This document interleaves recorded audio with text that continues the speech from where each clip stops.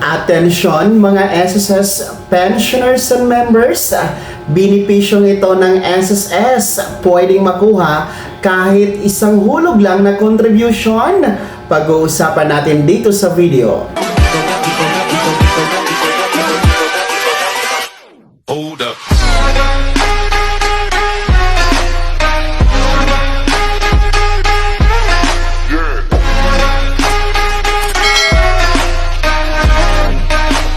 Hello mga ka-vlogs! Welcome dito sa aking YouTube channel. Magandang araw po sa lahat ng mga manonood. Saan po kayong dako sa mundo?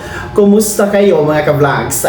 Eto, makinig kayo dahil meron pong SSS benefit na kung saan po pwedeng maklaim, pwedeng makuha kahit isang hulog lang na contribution sa SSS. Ano nga bang benepisyo ito? Pag-uusapan natin mamaya-maya. Pero kung bago ka pa lang dito sa aking YouTube channel o di ka pa nakasubscribe, i-click mo muna ang subscribe button na nasa baba. Huwag kalimutan na pindutin ang notification bell. Ilagay niyo po sa all para updated ka sa lahat ng mga videos na i-upload ko. So, eto na nga po, no, makinig kayo dahil ang benepisyong ito ng SSS pwede pong makuha ng ating mga miyembro, pati po mga benepisyaryo, no, kung saan kahit isang hulog lang po na contribution ang naibigay po ng isang miyembro ni SSS, pwede po itong maklaim at pwede itong mapakinabangan.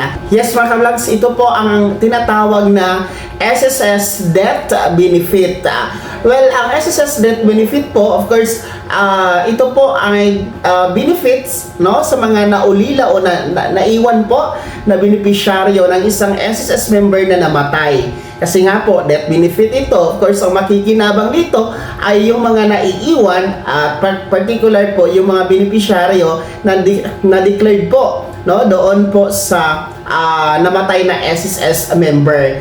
At ang advantage naman po dito sa ating death benefit, no, alam nyo ba na kahit isang hulog lang na contribution ang nagawa o naibigay ng namatay na SSS member, meron pa rin pong makiklaim, meron pa rin pong makukuha ang naulila o naiwang kapamilya o kaanak po ng nasabing namatay na miyembro. At kahit ilang taon pa yung paghuhulog na yon na naganap, no, halimbawa po noon pang 1990s, late 2000, tapos ngayon po ay namatay ang isang miyembro na SSS, meron pa rin pong makukuha ang mga naiwan. No, kasi po kahit isang hulog lang yan, hindi po yan nawawala sa system ni SSS, hindi po yan nabubura sa system po ni SSS, no? Kaya po meron pa rin pong makukuha. Ganyan po kaprotektado ng SSS ang atin po mga miyembro, pati mga beneficiaryo,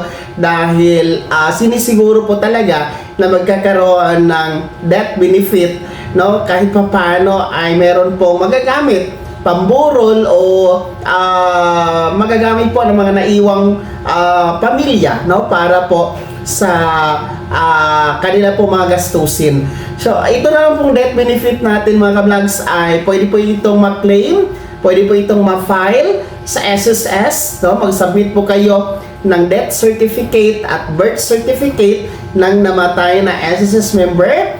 Then, yung kanyang SSS ID or SSS UMID, no? And then, kailangan din po ng medical certificate or police report in case na hihingin po yan ng SSS. Pero depende na po yan sa SSS ha. At yung claimant naman o yung beneficiary, kailangan po ng valid ID, kailangan din po ng birth certificate, tapos yung proof of membership ng namatay na miyembro, gaya po ng E1 na form, at saka SSS UMID or ID ng SSS, proof of membership po yan mga ka-vlogs.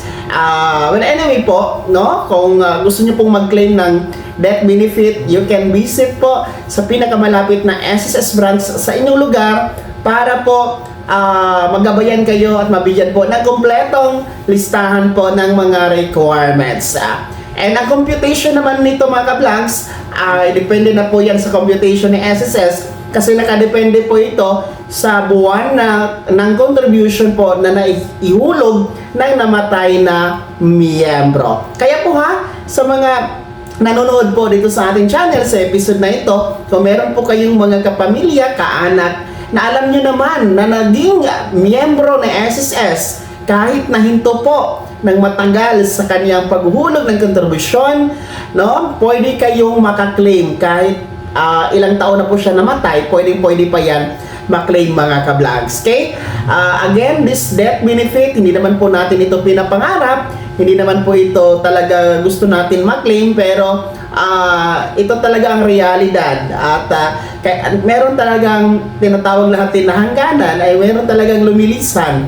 Kahit pa paano po ay makakatulong din po sa mga naulila, no?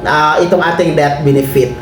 Kaya naman po mga miyembro, benepisyaryo at pensyonado na SSS, ano po yung comment at reaction sa balitang ito? Sino sa inyo dito ang meron pong alam na mga kaanak nila o miyembro sa pamilya na matagal nang namatay, no? Tapos miyembro ng SSS at hindi pa na-claim ang death benefit? Para naman po sa mga naka-claim na, no, magkano ba ang inyong nakuha? Madali lang ba ang proseso? Ibahagi niyo po sa comment section na nasa baba. Pakilakip ng mong pangalan at kung taga saan kayo. Bago ako magtapos sa video na to, kung gusto niyo pong sumuporta sa aking YouTube channel, maaari niyo pong i-click ang ating super thanks button na nasa baba. Sa mga gusto maging miyembro, pwede. I-click niyo lang ang ating join button. Maraming perks dyan mga vlogs.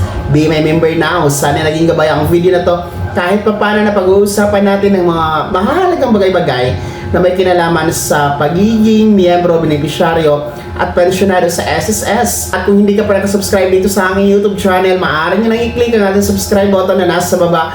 Huwag kalimutan na pindutin ang notification bell, ilagay sa all para updated ka sa lahat ng mga videos na i-upload ko. Maaari nyo ding i-like ang video na to at kung meron ka pa mga katanungan, maaari nyo i-komento sa comment section na nasa baba. Paki-follow na din po ang aking official Facebook page na nasa screen nyo. Muli po, ako si Daniel Timpawa na nagsasabing dito sa aking YouTube channel, pawang katotohanan at lahat totoo lamang.